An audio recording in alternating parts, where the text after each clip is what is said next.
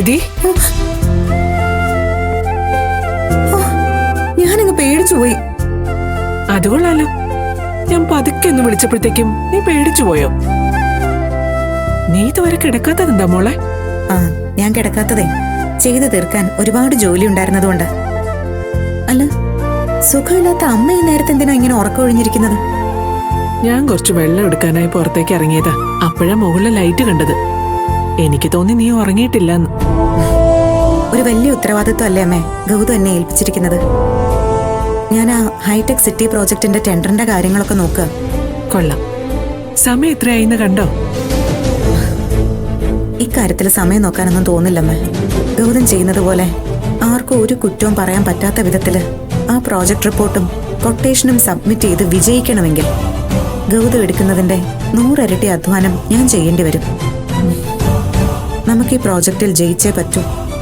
അതിനി കൊട്ടേഷൻ കൊടുക്കുന്നത് വരെ ഒരു പോളെ കണ്ണടയ്ക്കാതിരിക്കണമെങ്കിൽ അതിനും തയ്യാറാണ്. അതൊന്നും വേണ്ട. കേറിക്കിടന്ന് ഉറങ്ങുന്നു പറയാൻ എനിക്ക് പറ്റില്ലല്ലോ. വേണമെങ്കിൽ ഞാൻ നിനക്ക് കൂട്ടിരിക്കാം. ദേ അമ്മേ, മര്യാദയ്ക്ക് പോയി കിടന്ന് ഉറങ്ങാൻ നോക്ക്. ഇതിനിടയിൽ അസുഖം ഒന്നും വരുത്തി വെക്കാൻ നോക്കല്ലേ. ഞാൻ പെട്ടുപോകും. ചെല്ല്, വേഗം പോയി കിടന്നുറങ്ങും. നിനക്ക് കട്ടൻ ചായ വല്ലതും വേണോ? ആ, ഒരു കട്ടൻ ചായ കുടിച്ചാ കൊള്ളായിരുന്നു എന്ന് ഞാൻ ഇപ്പൊ ഓർത്തതേ ഉള്ളൂ. എങ്കിൽ ഞാൻ പോയി ഇട്ടോണ്ട് വരാം. ആ, അത് വേണ്ട. അമ്മ പോയി കിടന്നുറങ്ങിക്ക്. കുറച്ചുകൂടി പണി തീർത്ത് കഴിയുമ്പോ ഞാനൊരു കട്ടൻ ഉണ്ടാക്കിക്കോളാം. ചെല്ല്.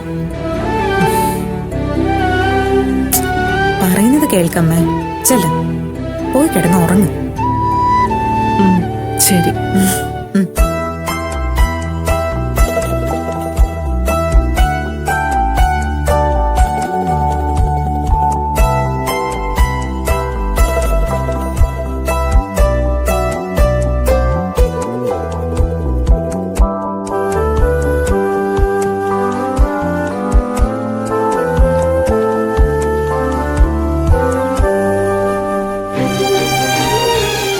കണ്ടല്ലോ, ഞാൻ രാപ്പകലില്ലാതെ അധ്വാനിക്കുന്നുണ്ട്.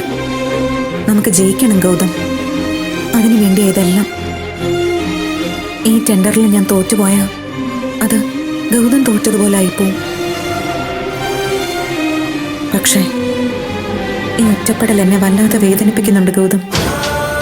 പ്രണവിനെ കണ്ടെത്താതെ ജാമ്യത്തിന് ശ്രമിച്ചിട്ട് കാര്യമില്ലെന്ന വക്കീലന്മാർ പോലും പറയുന്നത്. പക്ഷേ അവനെ എങ്ങനെ കണ്ടുപിടിക്കും?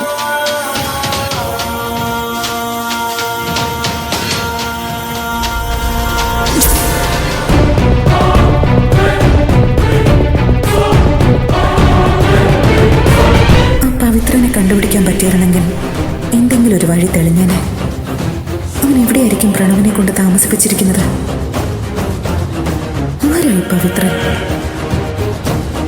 എന്തെങ്കിലും ഒരു ക്ലൂ കിട്ടിയിരുന്നെങ്കിൽ. ആ CCTV ഫുട്ടേജ് ഒന്നുകൂടി ഒന്ന് നോക്കിയാലോ?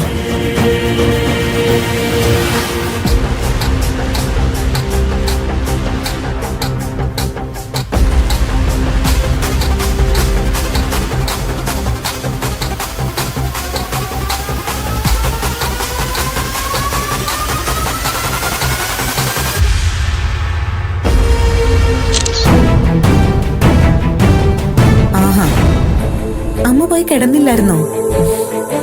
നിനക്കൊരു കട്ടനിട്ട് തന്നിട്ട് കിടക്കാന്ന് കരുതിടാ. ടെൻഡർ തയ്യാറാക്കാനുണ്ടെന്ന് പറഞ്ഞിട്ട് നീ ഇത് എന്ത് വീഡിയോ കാണുന്നേ? അമ്മേ, അത് അന്ന് പ്രണവിനെ ഗൗതം രക്ഷിച്ചില്ലേ, അതിന്റെ CCTV ഫുട്ടേജാണിത്. നീ ഒന്ന് പ്ലേ ചെയ്തേ.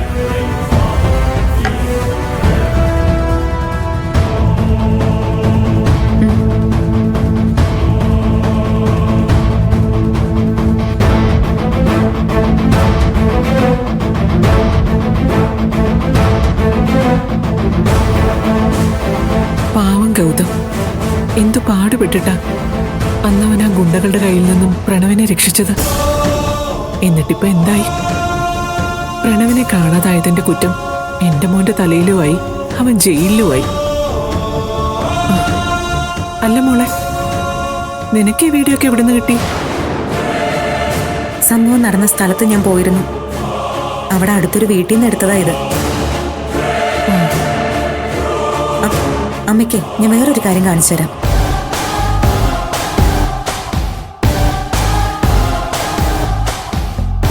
കയ്യിൽ സർപ്പത്തിന്റെ ടാറ്റു അടിച്ച ഇവനെ അമ്മ ശ്രദ്ധിച്ചോ? ആ, എന്താ?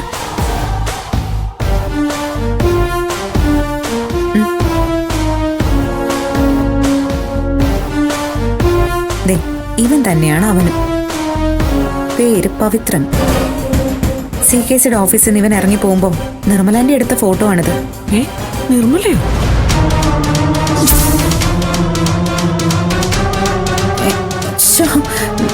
നാവൻ തുമ്പിൽ ഇപ്പോഴേ നിർമ്മലാന്റിയുടെ പേര് എങ്ങനെ വന്നു എന്ന് എനിക്ക് തന്നെ അറിയില്ല.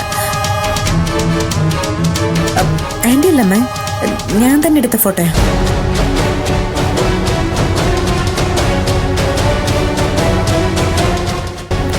ഇവനെ ആ CKCയെ കാണാൻ വന്നിട്ട് പോകുന്നതാ. ഇവൻ അയാളുടെ ആളാ. അല്ല മോളെ, ഈ ഫോട്ടോ SIയെ കാണിച്ചു കൊടുത്താ ഇവനെ അറസ്റ്റ് ചെയ്യാൻ പറ്റില്ലേ? അതൊന്നും ശരിയാവില്ലമ്മേ. ആ SI പോലും CKCയുടെ ആളാ. പിന്നെ നമ്മൾ എന്ത് ചെയ്യും? തെളിവുകളെല്ലാം ഞാൻ ശേഖരിച്ചുകൊണ്ടിരിക്കുക. ACP മഹേഷ് സാറ് വിദേശത്തുനിന്ന് ഉടനെ തിരിച്ചെത്തുമെന്നാണ് ഞാൻ കേട്ടത്. സാറ് വന്ന് കഴിയുമ്പോഴേക്കും എല്ലാ തെളിവുകളും സാറിനെ ഏൽപ്പിക്കണം. പിന്നെ പ്രണവനെ കണ്ടെത്തുന്നത് എളുപ്പമായിരിക്കും.